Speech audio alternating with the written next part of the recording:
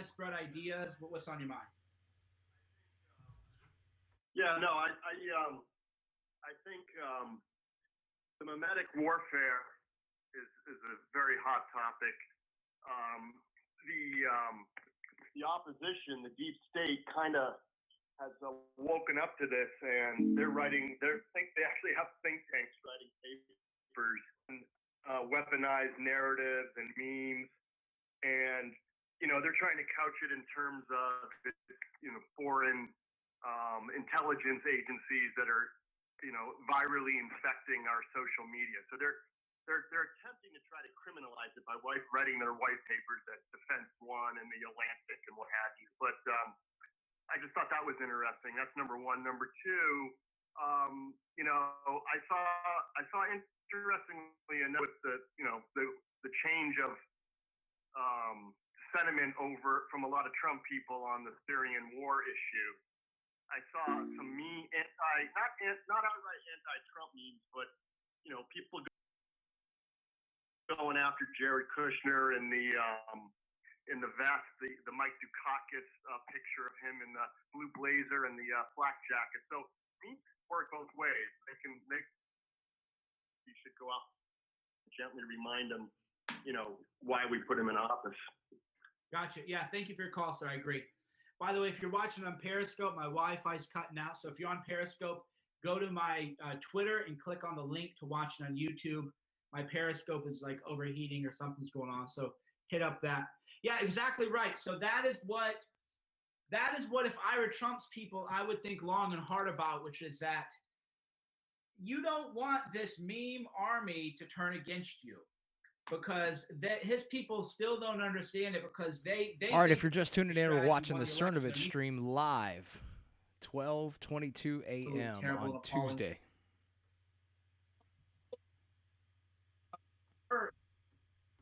If the best people decided to go against Trump, which, I don't think people will, but I think Trump realized that it would be a bad idea, it would be a very, very bad idea to do a full-scale war in Syria.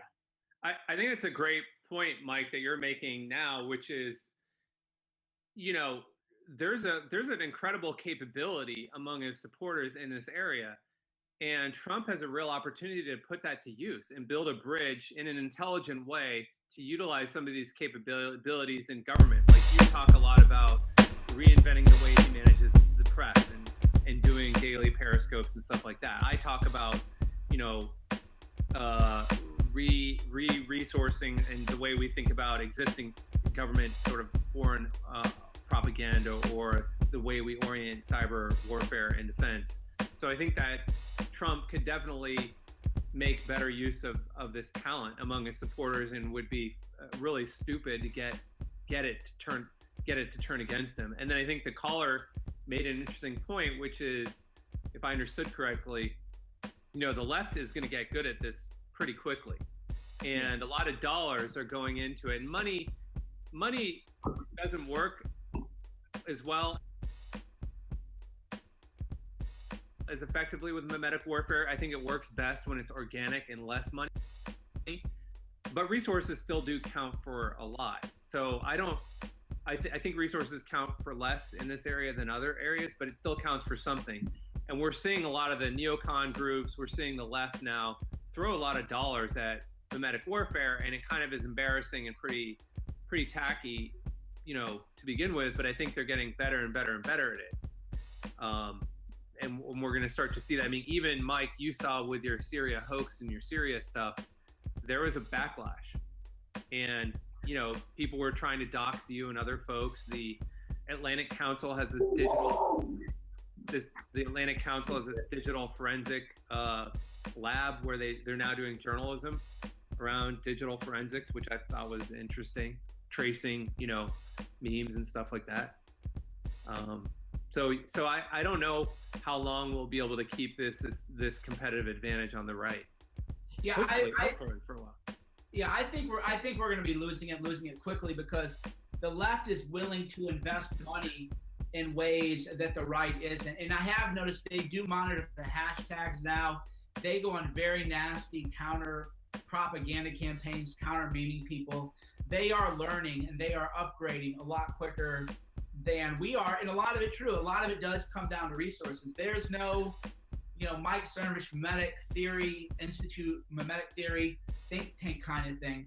That money is still all being wasted on ineffectual rhetoric and ineffectual nonsense, really. And if the right doesn't figure it out and step up and hit harder, then we'll be at a very, very bad disadvantage, especially in 2020. If I could have beat Trump. If as bad as Hillary Clinton was, if I had been on her team and I had just thought about how can I do anti-Trump memes, how can I do anti-Trump information, he would have been in a really, really, really bad position. But fortunately, nobody on the left is actually very good at this stuff. But one thing they do is they spend a lot of money and they get good very fast at this stuff because they're willing to do that. And for us, lack of resources is our greatest strength, and yet it's also our greatest weakness. So it's kind of ironic. And if you think about the way resources are allocated on the right, this is a huge issue, Mike, we've talked about. Heritage Institute, one of the main think tanks on the right, has like an $80 million plus annual budget. Cato Institute, main libertarian think tank, $40 million plus annual budget. Compared to the resources, if any, that have gone into the troll army on the Trump side, so to speak, I think it's been de minimis and basically non-existent. So imagine if we were able to better allocate resources on the right into places where they could be used more effectively. I think there's a big opportunity there as well. Yeah, but that's actually what we talked about is the kind of the people on the meme people are so cool that they don't want money. If you had actually said, hey, if you do the he will not divide us thing, we'll pay you, they would actually get angry at you. They'd be like, how dare you try to co-opt our movement? And so that is the great strength, is you don't need much in this movement. But something you had talked about, which I thought was a great idea, is if you could give kind of like genius grants for people who do things after the fact. So you could just say to somebody, hey dude, your Twitter or your Facebook or your YouTube. Yeah, so if you think about I kind of come from a startup businessy background, so forgive me for using this language, but it's like, how do you scale it? And if we were playing the Democrat playbook, David Brock would raise all this money and then start these institutions that employ lots of people and so forth. If we were to think, hey, we're good at fourth generation warfare, how do we actually scale that? We don't necessarily want to centralize. So you find the people maybe like the junior Mike Cernoviches who want a shitlord fellowship, or a genius grant, that can help them maybe quit their day job or invest in getting the equipment that they need to do a YouTube video that just helps them get from one place to another place. Or even the special forces model of train, assist, and advise. So having a training camp where you find, different people and building them up and keeping it decentralized. So those are some different ways of thinking about it.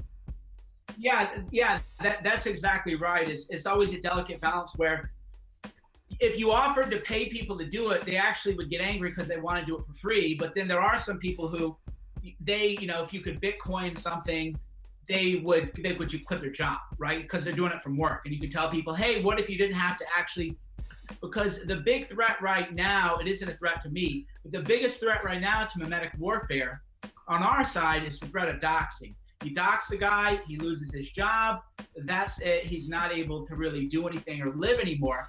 So if the doxing threat would go away, if somehow there were a way to channel resources into mimetic warfare, granting those kind of meme genius grants or something. And another model for that, if you want to invest in this, would be building new business models. For example, like what Chuck's doing with WeSearcher and bounties. Imagine having, there are opportunities to build collective intelligence business models. So imagine like TaskRabbit for memes, like, hey, I'm not good at creating videos or GIFs or cool looking images. A lot of people are. Imagine if somebody could make a request, and that's kind of, I don't know if that's a good idea or not, but there are different opportunities for business models. Like we don't even have a GoFundMe equivalent on the right. So that's another example of, Right. It's decentralized projects that people can invest in.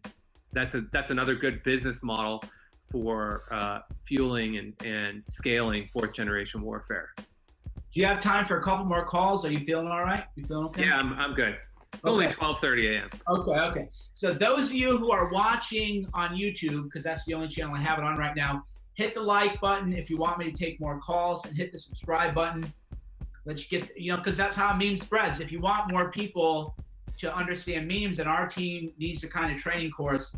And I've kind of talked about what a training course would look like. And I thought about giving one, hit the like button, and then we could do a CPAC social media training, which is terrible and ineffective. They couldn't even make a hashtag trend. Something like that on our team is what we need. All right, we got a caller from North Carolina. How you doing? I'm good, Mike. How are you doing, man? Doing well, thank you.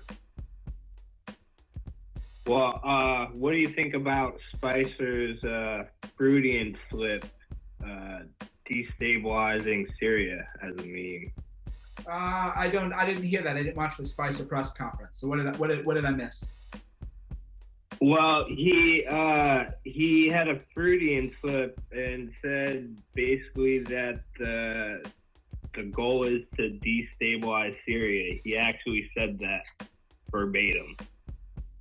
Well, interesting. It could be, I wonder if it could be a Freudian slip, or it could be just that he talks a lot. But I mean, I have my own ideas. I mean, I have my own sources on Syria, and McMaster and Petraeus had a big third generation war in Syria. People are calling me a liar, just like they did when I broke the Susan Rice story.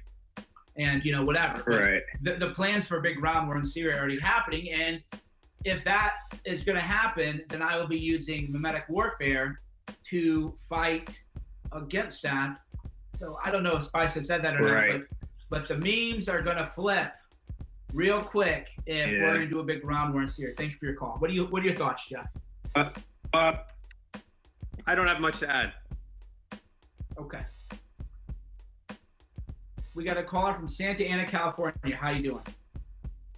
Hey, Mike, it's Nestor. How you doing, buddy? Hey, good, Nestor. How you doing, man? Good. I just want to congratulate Jeff. It's a great paper. I was reading it right now, and it's really good stuff. You actually answered my question. I was going to ask, hey, would you ever consider doing some type of seminar or a how-to book to create memes for the right? Because, of course, you know how to do self-publishing stuff, and you know how to do seminars, you know how to do YouTube, Periscope. It would be a great way for the base of Trump to really learn how to use memes and do them effectively. But you answered my question. Okay, gotcha. So what do you got to add, Jeff? Well, I appreciate the compliment. Thanks for checking out the paper. I think I'm not the guy. I'm not the best. I'm not a good meme creator. I'm more of a student and analyst of this stuff. A lot of people out there are much better practitioners than I am. So, for example, Baked Alaska would probably be pretty good at training people on how to do memes and think about them in a smarter way than I would be able to.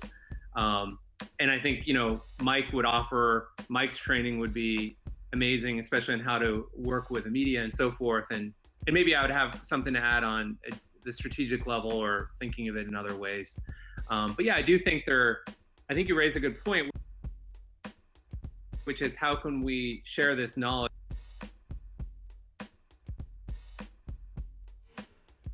All right, it's late at night. We're receiving a little bit of grief build here. up more Mike Cernoviches effectively. And if we look at how much of a difference one person can make, if we're all able to get a little bit smarter about this, then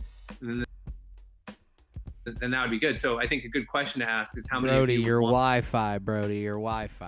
I mean, it's just bad. I know one of I've lobbied him to write, the Art of Media Warfare. We could partner and write one on mimetic warfare or something, the battle for your mind of the future. But I think it's a great point to get more training and build more people up in our movement. Yeah, I haven't written the book. Yeah. I don't think it would sell that many copies, to be honest. So yeah, I would write a book like that, but the analytics and everything, when I like that, a book on mimetic warfare would be read by the right people, so to speak. but I make my money in terms of how many books I sell. So I don't think it would catch on because it's still so far ahead of the curve. But but a training institute go ahead. Mike, can I add something? Yeah, go ahead, Nestor.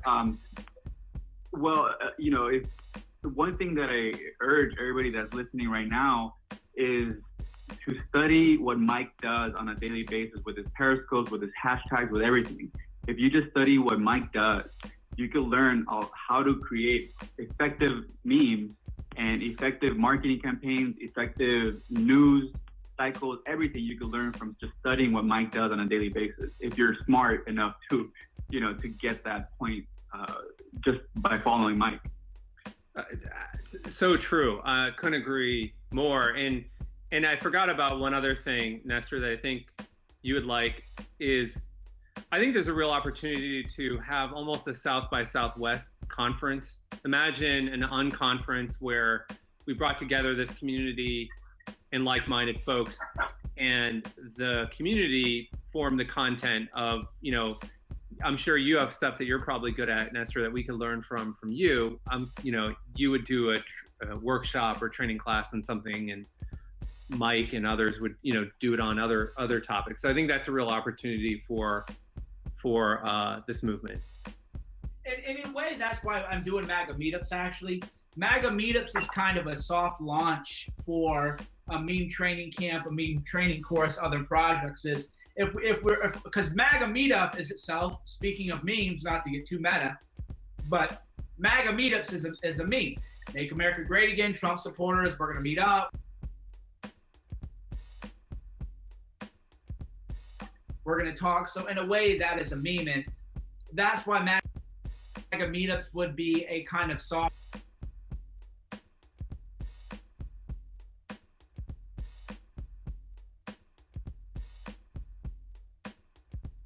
run for South by Southwest or a Davos for nationalists, where if enough people meet up and enough people talk, then it would be worth having an annual conference. Yeah, and there could be other cool topics too, like, almost like prepper related stuff, or, there could be lots of how-to information.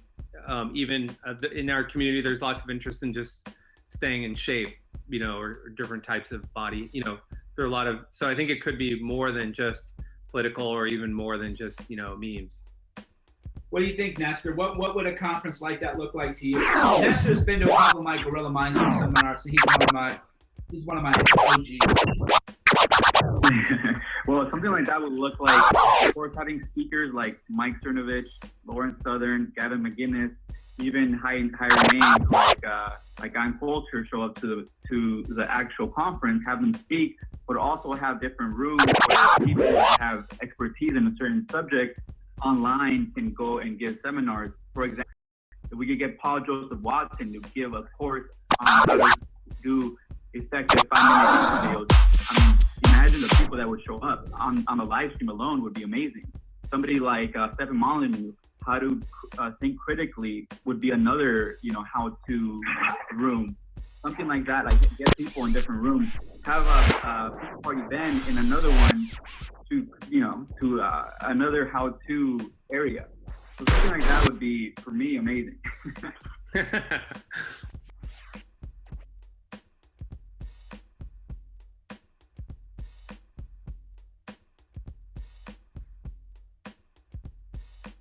All right. I love that. Call Nestor. I'll see you, my friend.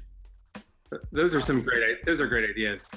Yeah, exactly. Yeah, all definitely great ideas. Miami, Florida, how you doing? I'm doing good, Mike. I actually have no comment, but my Wi-Fi is not working. You can move on to the next call. Okay, cool. You're just listening on their conference call software.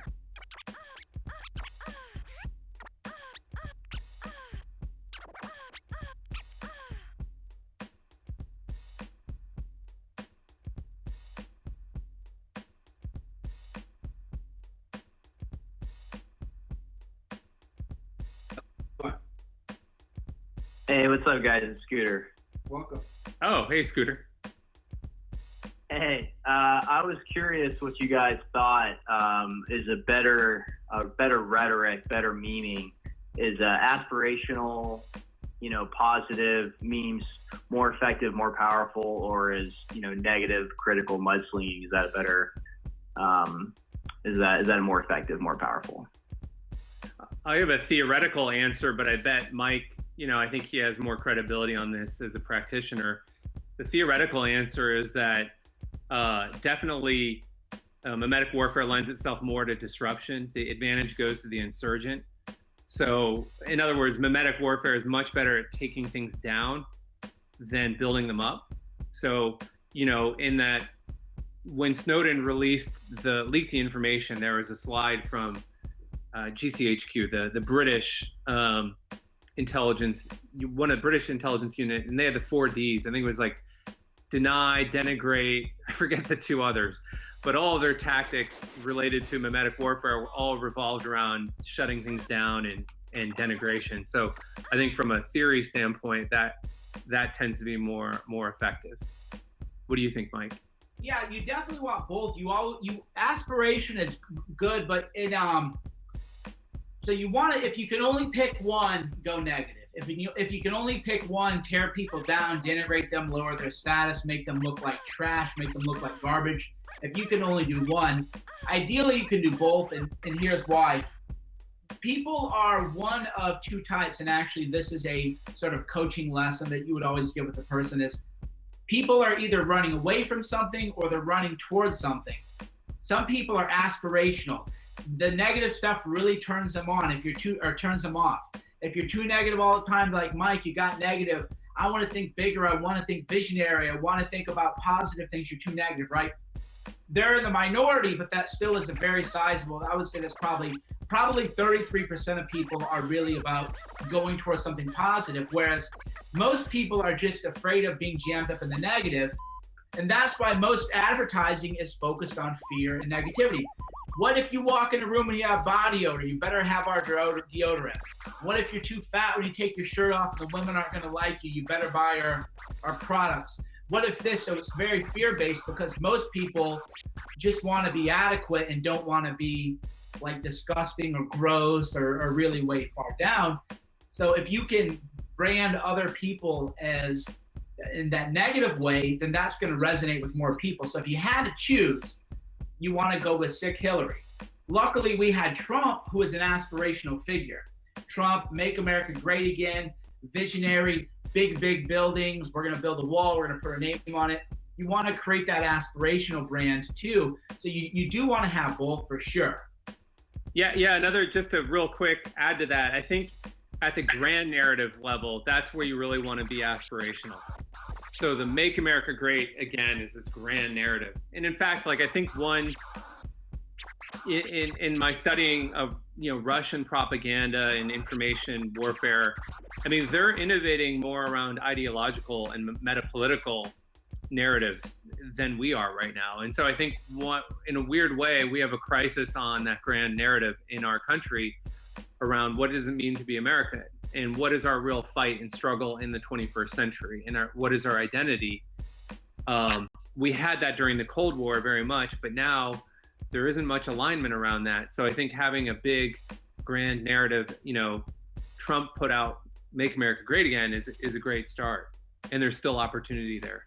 Yeah, and that's actually the meme. That is why actually I end up where I am now, where I used to be is, okay, you can only talk so much about like feminists suck. SJWs suck. They're terrible. They're okay, great. We get it. We get the point. But now what? Is that all you want to do is talk about how people suck or how they're bad? And that's where the grand vision comes in. And that's where we're weakest right now mimetically is what does it mean to have an identity as American? Because a lot of people go into, that's why people are exploring, white identity, black identity, Muslim identity, Jewish identity, Christian identity. People are having a very hard time having a collective identity. Like, what does it mean to be an American? If you asked 100 people, what does being an American mean to you? That answer is going to be so different. And in a way, that's probably why America's ultimately going to have to break up and there'll be secession or some kind of civil war. But there is no answer. But visionary people on our side need to think about the meme for America, what does that vision look like? Well, I would say free speech, guns, entrepreneurial spirit, a positive outlook on life, a cheerfulness, but we haven't nailed it yet. And another concept from this is dialectic framing. And what that means is during the Cold War it was communism versus capitalism. Now it's sort of globalism versus nationalism, but I don't even know if that's the right language personally. And so I think, to Mike, to your point, I think we're still even figuring out what the right ideological meme is for what's happening in the world. I use the word Trumpism a lot because that's how I've thought about it. Other people say nationalism and other people use different words. And Trumpism is sort of flawed because it's dependent on Trump, tied to one person, which after this week, I'm not sure we want to do.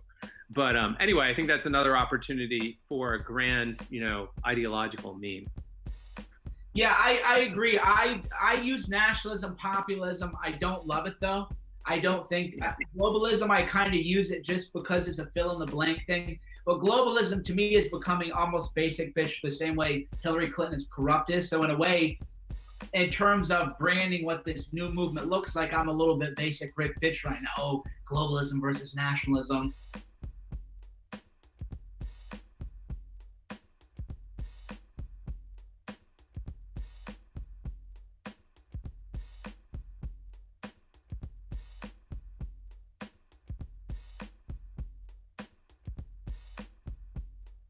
I don't like it, but I haven't found that wow factor. All right, the feed is cutting in and out a little bit. We're going to stay with it until it gets back.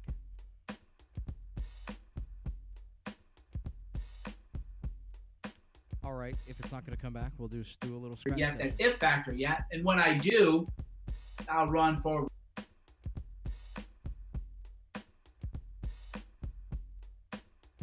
With that very, very aggressively.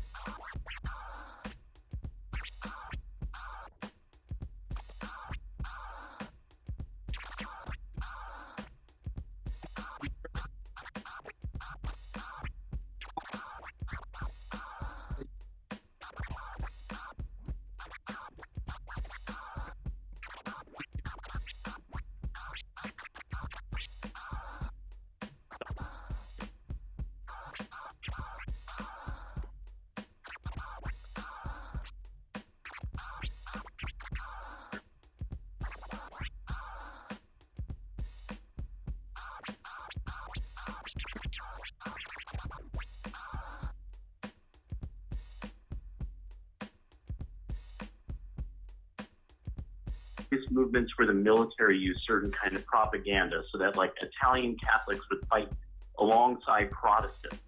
And so these ways of binding people, I would suggest people focus on their locality, because then they could take over whatever party, libertarians or Republicans, if they wish and when they wish. Once they have the numbers and they know their issues of the region and how to use memes in their regional politics to get what they want, to get the outcomes they wish.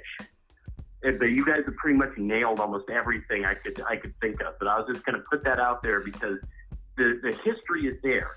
Groups like the Freemasons that are an artificial collective have had to use memes to attract attention from disparate groups of men. And so there's a lot of this history that's already there. We just have forgotten it because every war we kind of forget everything that happened. So there we go. That's all I had to add. Where in Oregon are you? Oh, I'm in Eugene, Oregon. I'm in the belly of the beast, and I'm always hiding out. Very nice. I know that feels. I'm from Portland.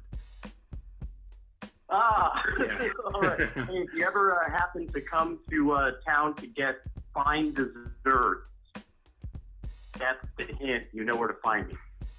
Okay, I'll keep that. My niece is at U of O, so I'll keep that in mind. But yeah, I think you raised your. Cool. Why is it that everybody from Oregon is super smart? I think you raised some great points. The point about local memes is really important and powerful. And I don't think that's something this movement has really gotten good at quite yet. Doing what we've done nationally in the election, bringing that to states. I know there are some efforts to do that. I've talked to a guy in Virginia who's trying to do that in Virginia. There's a guy in New Jersey who's going local there. And then I don't know if this is what you're touching on earlier.